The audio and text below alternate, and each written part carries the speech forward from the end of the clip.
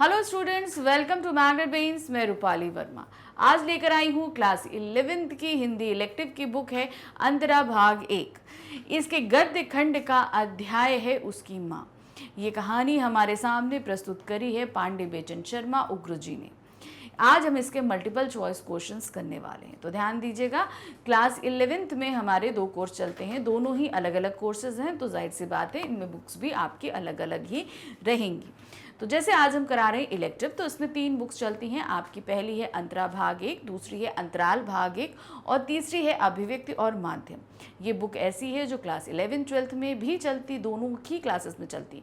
इसके कुछ चैप्टर 11 के, कुछ 12th के हैं, और जो चैप्टर 11th के हैं वो भी आपके दोनों कोर्स में चलते हैं, यानी कि कोर और इलेक्टिव दोनों में। तो जैसे कि आज हम बुक करा रहे हैं अंतरा भाग 1, ठीक है ना। तो इसके गद्य खंड का अध्याय याद रखिए। ये बुक हमारी 2 खंडों में विभक्त है, गद्य खंड और काव्य खंड। गद्य खंड का आज जो हम अध्याय करा रहे हैं उसकी माँ, ये कहानी हमारे सामने पांडे बेचन शर्मा उग्र जी ने रखी है।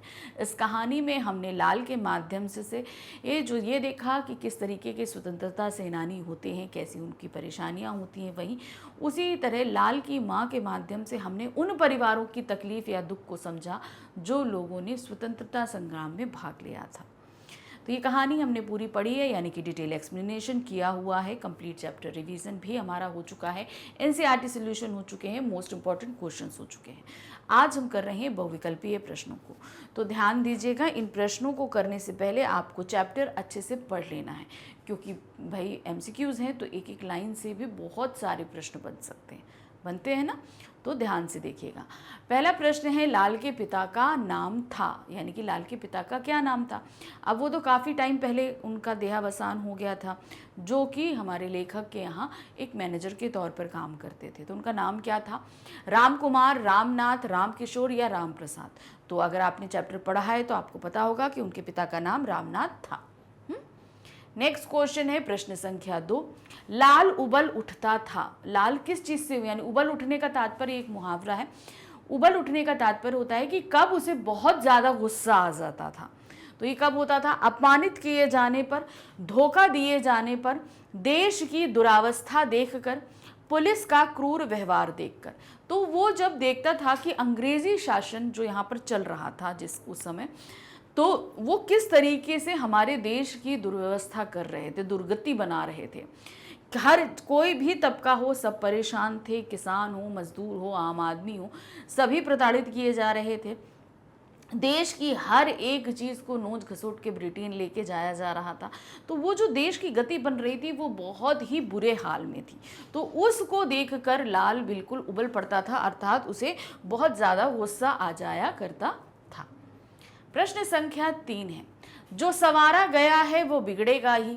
यह कथन है। अब ये कथन पाठ में किसने बोला है?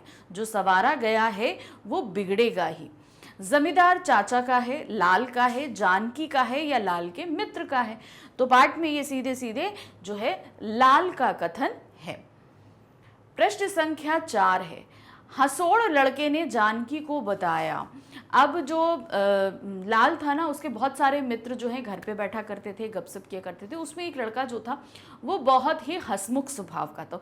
तो हसोड़ लड़के से तात्पर्य है, ऐसा आप लोगों ने कई लोगों को देखा होगा जो बात बात पे चुटकियाँ लेते रहते हैं। चुटकियाँ लेने का तात्पर्य कि हर बात में एक व्यंग होता है, एक हंसी होती है, एक हास्य होता है।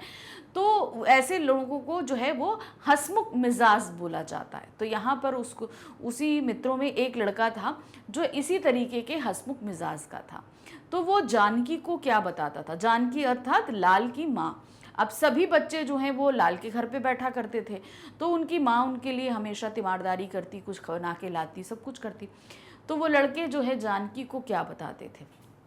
बूढ़ी और कमज़ोर, ममतामयी, भारत माता के समान या स्वाभिमानिनी। तो ये जो सही है वो था आपका भारत माता के समान। तो हमारी भारत माता जिस तरीके की है, उनका एक स्वरूप उन्होंने जानकी में देखने की कोशिश करी और हमें भी दिखाने की कोशिश करी है। प्रश्न संख्या 5 है, मेजिनी की पुस्तक पर हस्ताक्षर थे। जब क्या कहते हैं, एक पुस्तक, हमारे जो लेखक हैं उनके पुस्तकालय में एक पुस्तक थी मेजिनी की, उस पे जो है उन्होंने एक बार देखा कि उस पे लाल के हस्ताक्षर थे। ये हमारी जो कहानी एंड होती है वो भी इसी पे जाके होती है। जब वो क्या कहते हैं, उनको पता चलता है कि लाल को फांसी दे दी गई, वो अंतिम पत्र लेकर उसकी माँ आती है। माँ आती है, वो पढ़ना नहीं जानती तो लेखक को देती है और लेखक पढ़ते हैं और माँ चुपचाप जो है वो खत को लेकर चली जाती है। लेके चली गई। दूसरे दिन सुबह जो है वो पुस्तक लिए खड़े होते हैं मेजनी की और उसमें देख रहे होते हैं लाल के सिग्नेचर और लाल को याद कर रहे होते हैं। इतने में वो नौकर आता है, बताता है कि उसकी जो माँ है लाल की, वो पत्र को पकड़े पकड़े किस तरीके से ख़त्म हो गई, उनकी सांस नहीं चल रही। तो वो जो मेजनी की पुस्तक भी थी उस पर किसके हस्ताक्षर थे? लाल के, जमींदार चाचा के, लाल के, रामनाथ के या अज्ञात व्यक्ति के। तो किसके हस्ताक्षर थे? वो थे लाल के हस्ताक्षर थे। प्रश्न संख्या 6 है, उसकी माँ किस विधा की रचना है? अब आप सभी को पता है कि गद्य और काव्य ये दो अलग अलग खंड होते हैं और इनमें लिखने की जो विधि होती है उसको विधा कहते हैं। तो जो गद्य साहित्य है उसकी विधा में कहानी है, निबंध है, आलोचना है, एकांकी है, संस्मरण है, यात्रा वृत्तांत है, लेख है, बहुत तरह की चीज़ें होती हैं। तो ये जो हमने पढ़ा ये कौन सी विधा में लिखा गया पाठ है उसकी माँ? कहानी, एकांकी, निबंध या नाटक? तो ये जो लिखा गया है ये कहानी विधा में एक स्टोरी के रूप में हमारे सामने रखा गया है।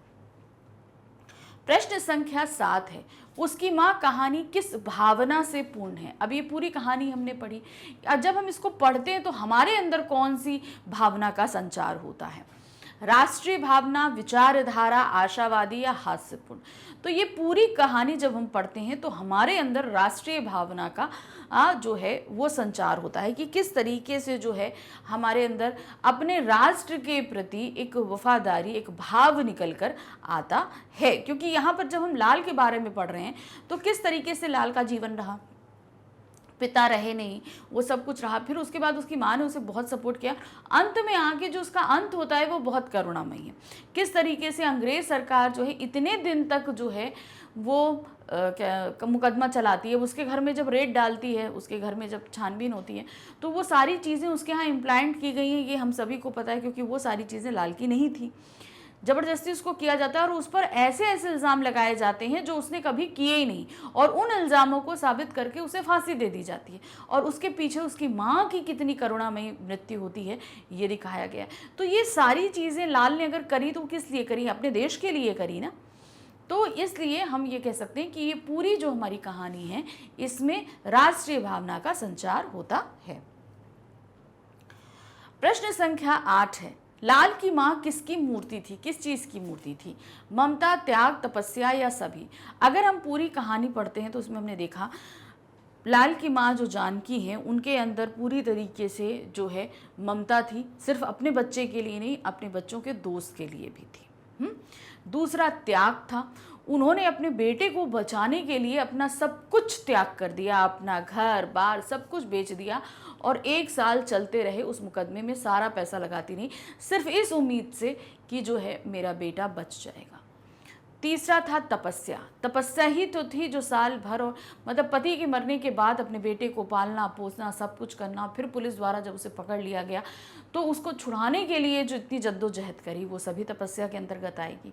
तो हम यहाँ पर जो ऑप्शन लगाएंगे वो सभी पे लगाएंगे, इन सभी की वो मूर्ति थी, इन सब ये सारी चीज़ें उनके अंदर थी। प्रश्न संख्या 9 है, भारत माता का सिर क्या है? अब देखिए इसमें भारत माता को जब एक्सप्लेन किया गया ना तो उनका सिर कुछ बताया गया है, नाक कुछ बताई गई है। जैसे सिर को क्या बताया गया, अब भारत माता अगर आप हम अपना मैप देखोगे तो हमारी जो भारत माता है उनके सिर पर जो ताज के रूप में विराजमान है वो है हिमालय पर्वत, ठीक है ना। तो सही क्या है? हिमालय, देवालय, गंगा या यमुना। तो जो भारत माता का सिर है वो क्या कहा जाएगा?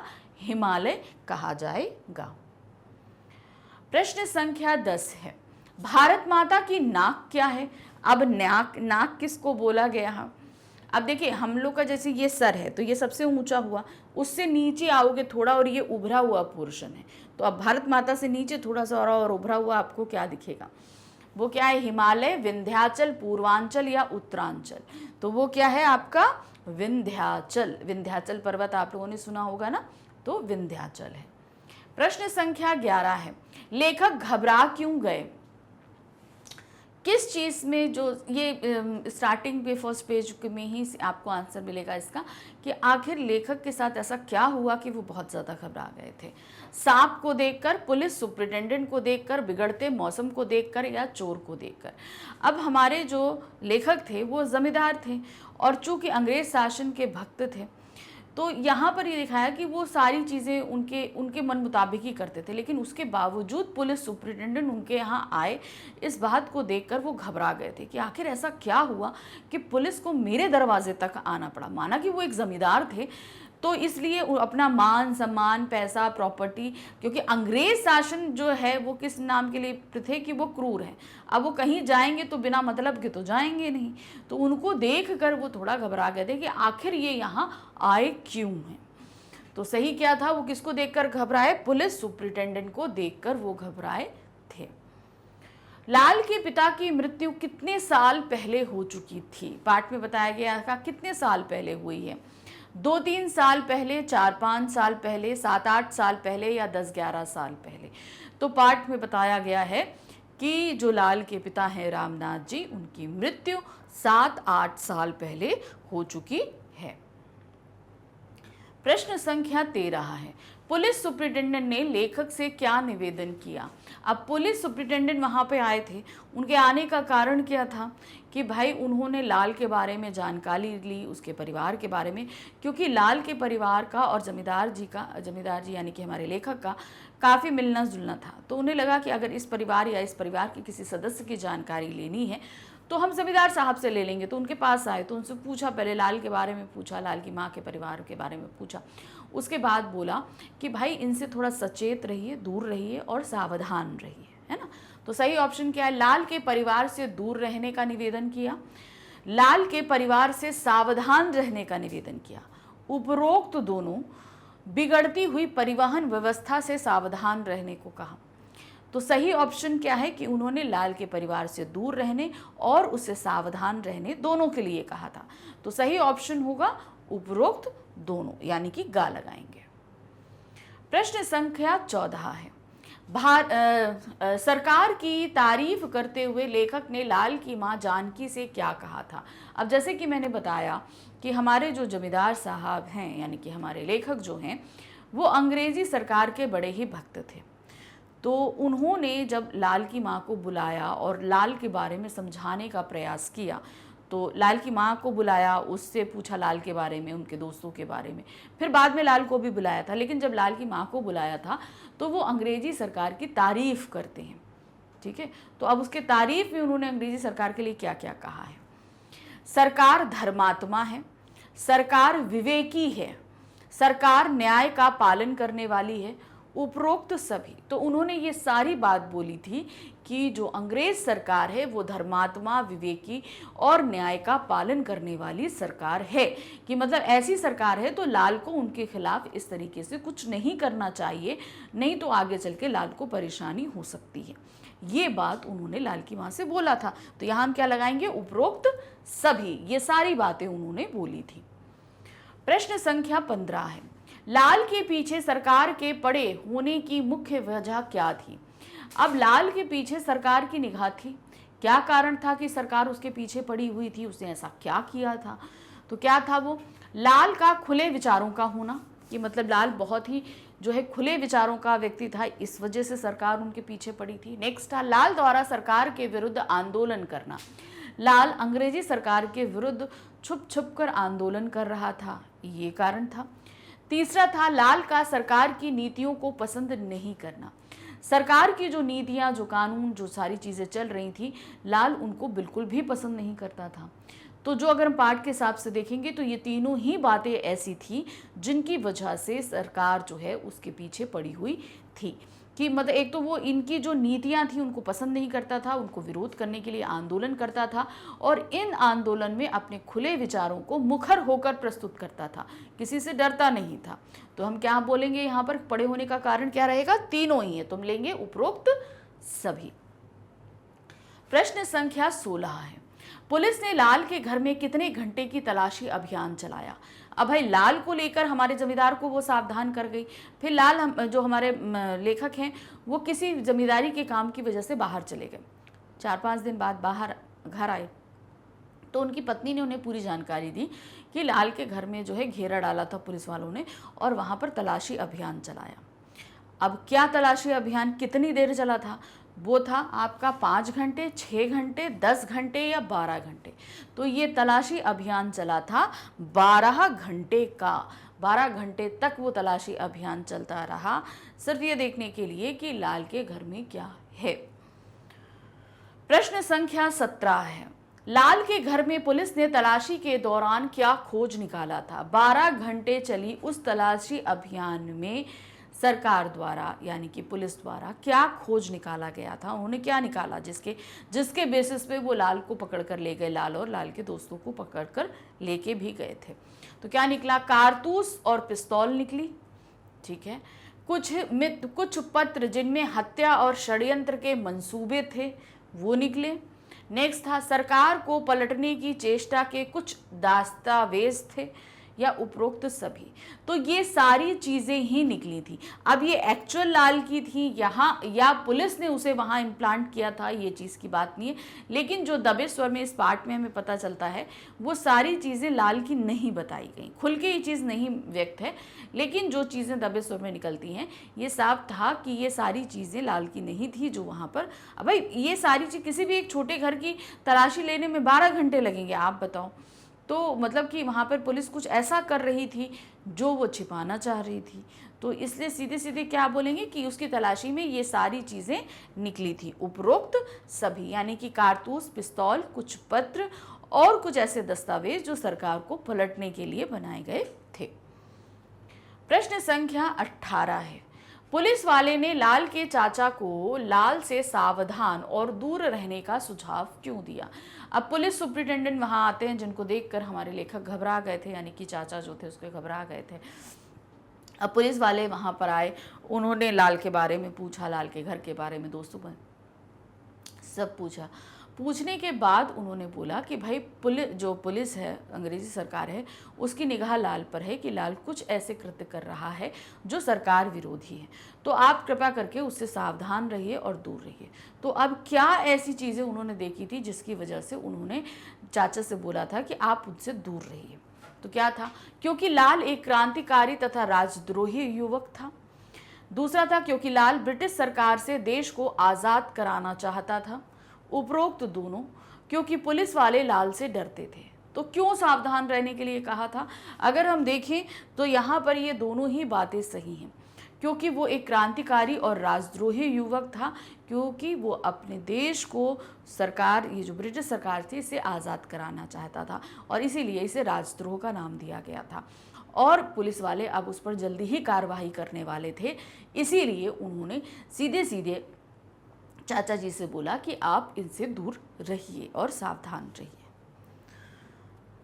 प्रश्न संख्या 19 है, लेखक ने अंग्रेज सरकार को धर्मात्मा, विवेकी और न्याय सरकार क्यों बताया? क्यों उन्होंने बताया कि ये सरकार, अब अंग्रेजी सरकार जो देखिए धर्मात्मा नहीं थी, न्यायी नहीं थी, विवेकी नहीं थी, लेकिन तब भी जो है हमारे लेखक ने अंग्रेजी सरकार को ऐसा बताया। हम ये पाठ पढ़ के नहीं बता रहे, लेकिन जो हमने अभी तक अंग्रेज़ों के बारे में जाना वो हमने ये जाना कि ये सारे गुण उस सरकार के नहीं थे, लेकिन तब भी हमारे लेखक ने ये बात जो है वो जानकी को बताई कि वो सरकार ऐसी है। तो ऐसा उन्होंने क्यों किया? क्योंकि लेखक अंग्रेज सरकार के कट्टर भक्त थे, बिल्कुल सही है। क्योंकि उनकी कई पीढ़ियां राजभक्त रही थी, तो सिर्फ हमारे लेखक ही नहीं, इनकी कई पीढ़ियां जो हैं वो अंग्रेजी सरकार की भक्त रही थी, ये भी एक कारण हो सकता है। क्योंकि वे सरकार द्वारा प्रदान की जाने वाली सुख सुविधाओं से वंचित नहीं होना चाहते थे। अब अंग्रेजी सरकारों ने जो है ना जमींदारों को कुछ अलग फेवर्स दे रखे थे, उन्हें अलग सुख सुविधाएं दे रखी थी। अगर मान लो कि वो सरकार के साथ नहीं चलते, उनकी बड़ाई नहीं करते, तो सरकार वो सारी चीज़ें उनसे छीन लेगी, इस चीज़ का भी डर था।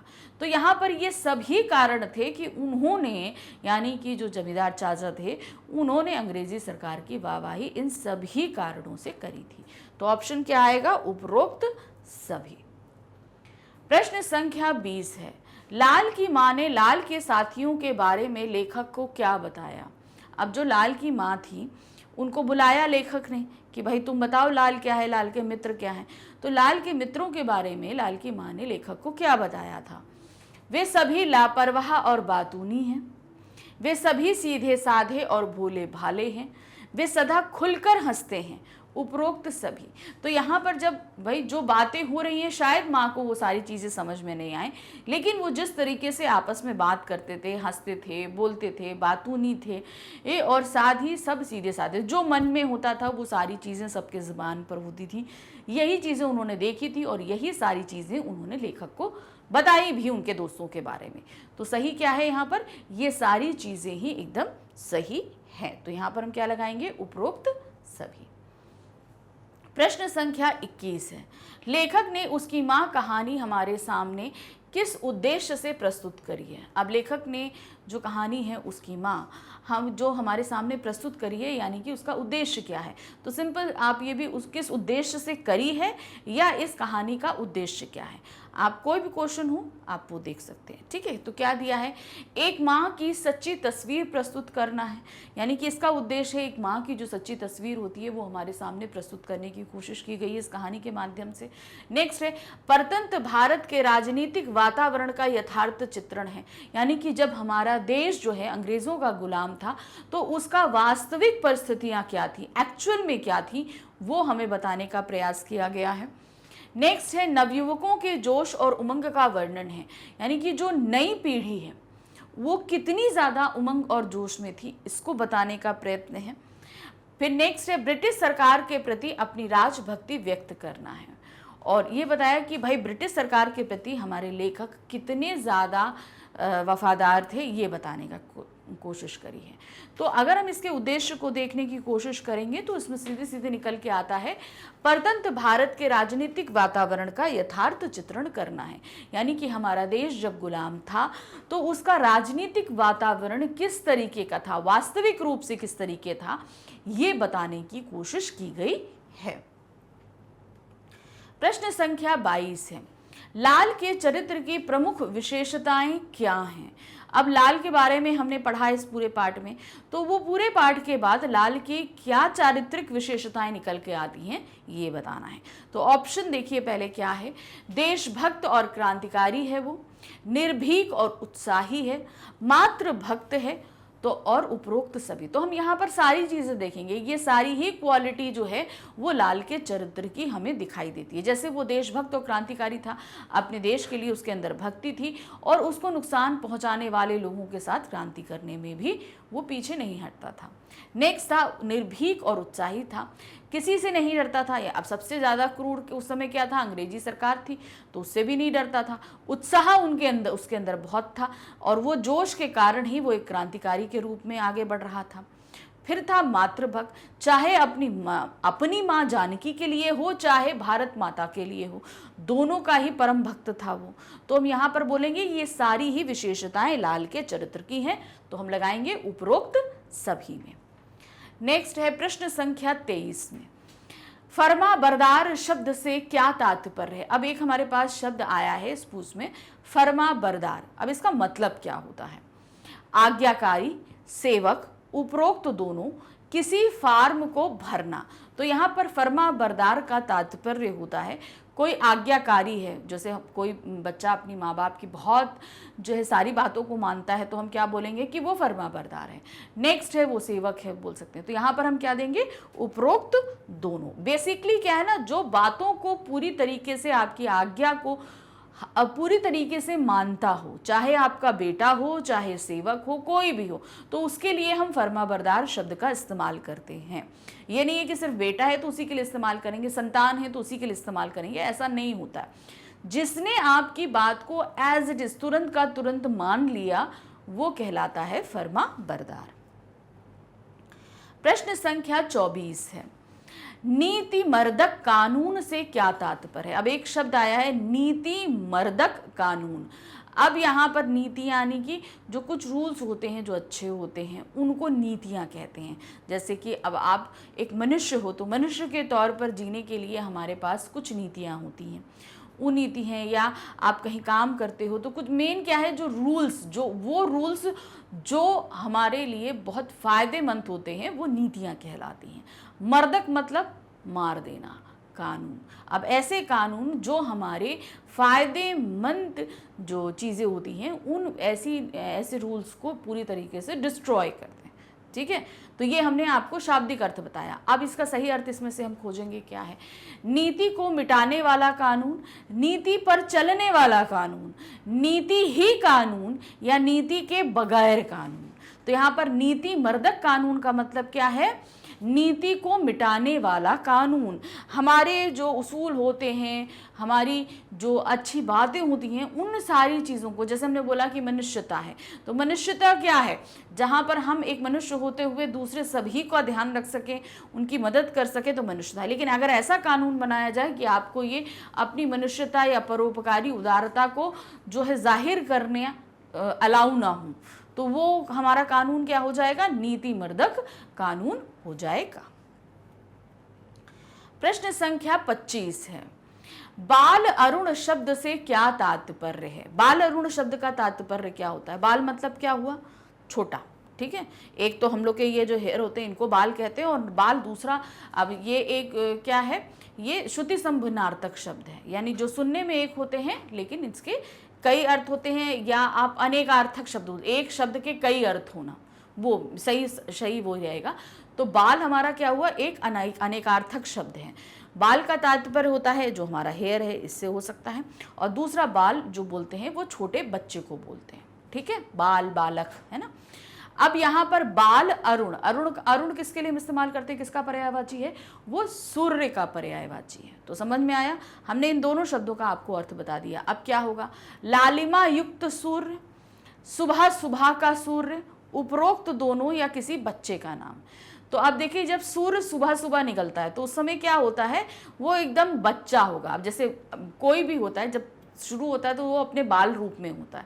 तो सूर्य जब शुरू में निकलता है, सुबह सुबह निकलता है, तो उसके अंदर तेजी नहीं होती है ना। दोपहर का सूरज एकदम चमकता हुआ होता है, तो वो नहीं। आप आज जब सुबह एकदम अर्ली मॉर्निंग सूरज निकल रहा है, एक तो वो एकदम लाल होता है, उसमें चमक नहीं होती, लेकिन एकदम लाल सूरज होगा। फिर और दूसरी चीज़ क्या रहता है, वो सुबह सुबह का सूरज होता है। तो उसी सूरज को क्या कहा जाता है, बच्चा, यानी कि वो सूरज का बाल रूप है। तो यहाँ हम क्या लगाएंगे, उपरोक्त दोनों, अर्थात लालिमा युक्त सूर्य, जो लाल लाल सूर्य होता है, और ये एकदम अर्ली मॉर्निंग यानी कि सुबह सुबह का सूर्य होता है। तो यहाँ सही है उपरोक्त दोनों। प्रश्न संख्या 26 है, बंगड़ क्या है, बंगड़ से क्या तात्पर्य है। अब इसका अर्थ क्या होता है बंगड़ का, उपद्रवी, क्रांतिकारी, शरारती या सीधा साधा। अब बंगड़ शब्द जो है वो पाठ में एक दो जगह इस्तेमाल किया गया। इसका पहले तो हमें ये, जब हम पाठ पढ़ रहे थे फर्स्ट टाइम, तो हमें लगा था कि शायद किसी का नाम है, लेकिन जब हमने उसको थोड़ा सा और आगे चैप्टर को पढ़ा था तब मुझे समझ में आया कि बंगड़ का जो तात्पर्य होता है वो शरारती होता है। क्यों, जो लाल के फ्रेंड्स थे ना, वो थोड़े से शरारती भी थे, तो उसी में एक को बंगड़ कहा जा रहा था। तो मुझे लगा कि शायद उस बच्चे का नाम बंगड़ है, लेकिन बंगड़ शब्द का सीधे सीधे तात्पर्य होता है जो थोड़ा शरारती या नटखट होता है, उसके लिए हम इस्तेमाल करते हैं। प्रश्न संख्या 27 है, वयालु क्या है, वयालु का क्या मतलब होता है। वयालु का मतलब क्या होता है, सुबह का भोजन, रात का भोजन, दोपहर का भोजन या सुबह का नाश्ता। तो वयालु का तात्पर्य होता है रात का भोजन, यानी कि जिसे हम डिनर बोलते हैं उसे वयालु बोला जाता है। नेक्स्ट है प्रश्न संख्या 28, 4-5 दिन बाद जब लेखक बाहर से वापस आए तो उनकी पत्नी द्वारा उन्हें क्या जानकारी दी गई। तो भाई पुलिस सुप्रिंटेंडेंट आए, पुलिस सुप्रिंटेंडेंट उन्हें सावधान किया। उसके बाद जो है जमींदार चाचा ने ये दिखाया कि जो हम कहानी के सीक्वेंस में बता रहे हैं, उन्होंने लाल की माँ को बुलाया, उनसे बात करी, फिर लाल को बुलाया, उसको समझाया, फिर उसके बाद उन्हें कुछ दिन के लिए जमींदारी के काम से शहर के बाहर जाना पड़ा। अब जब वो लौट के आए तो कुछ यहाँ पर घटित हो गया था, जिसकी जानकारी उनकी पत्नी ने उनको दी। अब वो क्या जानकारी थी, अर्थात क्या घटना घटित हुई थी। कल पुलिस की पलटन ने लाल के घर को घेर लिया था, ये बताया उन्होंने। दूसरा, लाल और उसके 10-15 साथियों को गिरफ्तार कर लिया गया, ये बताया। लाल के घर से भयानक भयानक चीज़ें निकली, ये बताया, या उपरोक्त सभी। तो उन्होंने सिंपल ये बताया था कि कल जो है लाल के घर में पुलिस ने घेर लिया, रेड पड़ी, वहाँ 12 घंटे तलाशी चलती रही और बहुत सी सारी भयानक चीज़ें जो हैं वो बरामद की गई, जिसमें कारतूस थी, पिस्तौल थे, कुछ पत्र थे, कुछ दस्तावेज थे जो सरकार विरोधी थे, और उन सभी के बेसिस पे लाल और उसके 10-15 साथियों को गिरफ्तार कर लिया गया था। तो बेसिकली उनकी पत्नी ने ये सारी बातें ही बताई थी। तो यहाँ सही क्या होगा? उपरोक्त सभी।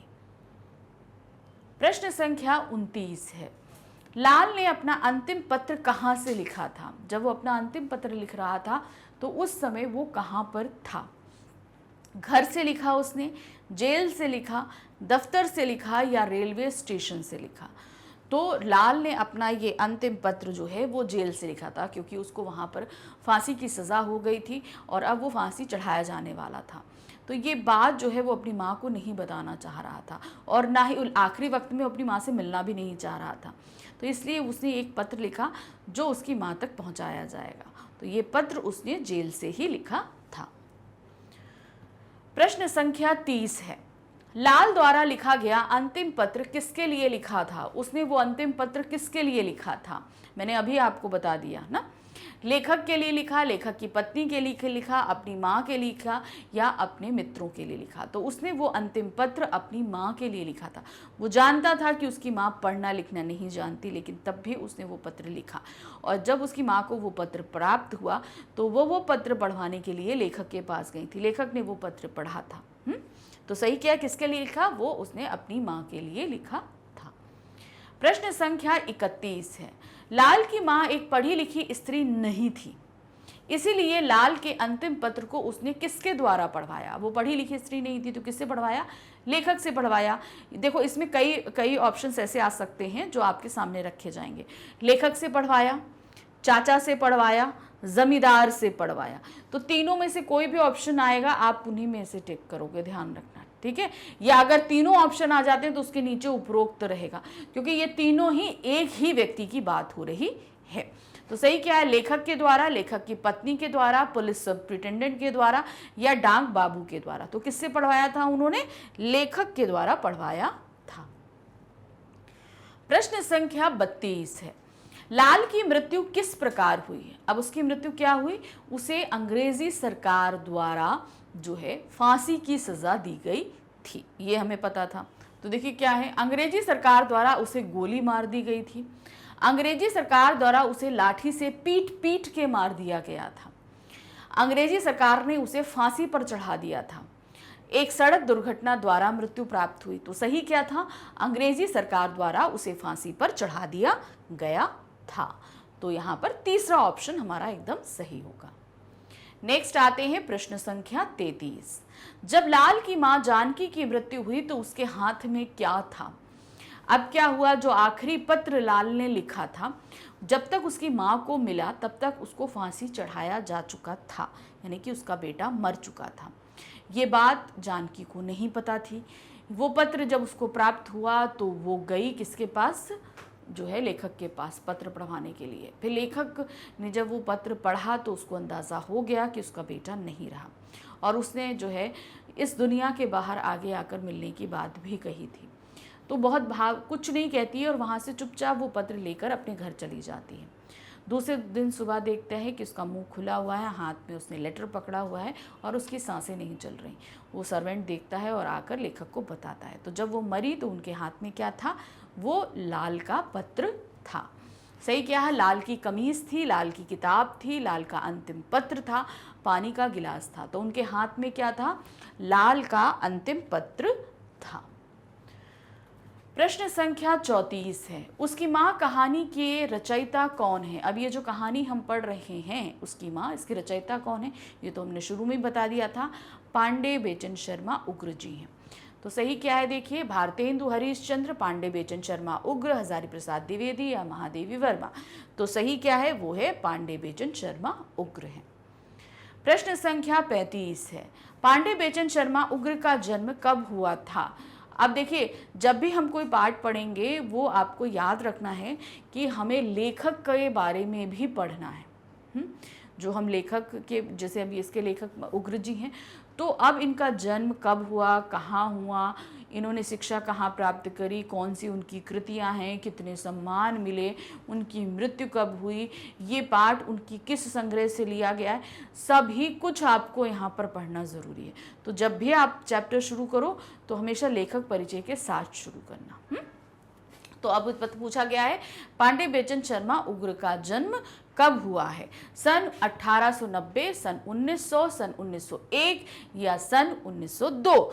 तो उग्र जी का जन्म हुआ है सन 1900 में, यानी कि 1900 में उनका जन्म हुआ था। प्रश्न संख्या 36 है, पांडे बेचन शर्मा उग्र जी का जन्म कहाँ पर हुआ? 1900 में कहाँ पर हुआ? मिर्जापुर उत्तर प्रदेश, बहराइच उत्तर प्रदेश, बाराबंकी उत्तर प्रदेश, बलिया उत्तर प्रदेश। तो जैसा कि पाठ में लिखा है, उनका जन्म हुआ है मिर्जापुर उत्तर प्रदेश में। प्रश्न संख्या 37 है, पांडे बेचन शर्मा उग्र कौन सी पत्रिका के संपादक रहे हैं? अब जब पत्रकारिता के उसमें आते हैं तो एक संपादक के तौर पर भी हमारे लेखक काम करते हैं। तो उन्होंने कौन सी पत्रिका का संपादन किया है? आज, विश्वमित्र, स्वदेश, मीणा, स्वराज्य, विक्रम, मतवाला, मंडन या उपरोक्त सभी? तो अगर हम देखेंगे तो ये सभी ही पत्रिकाओं का इन्होंने संपादन किया है। ये एक फेमस पत्रकार के रूप में भी एस्टेब्लिश हुए हैं, तो इसलिए उन्होंने इन सभी पत्रिकाओं का जो है संपादन कार्य किया है। प्रश्न संख्या 38 है, पांडे बेचन शर्मा उग्र द्वारा लिखित शताधिक कहानियां किस संग्रह से संकलित हैं? तो ये शताधिक का मतलब हुआ, शत मतलब क्या होता है? 100। तो शताधिक मतलब 100 से अधिक कहानियां जो हैं वो किस संग्रह में संकलित की गई हैं? तो समझ में आ गए, शताधिक का मतलब क्या हुआ?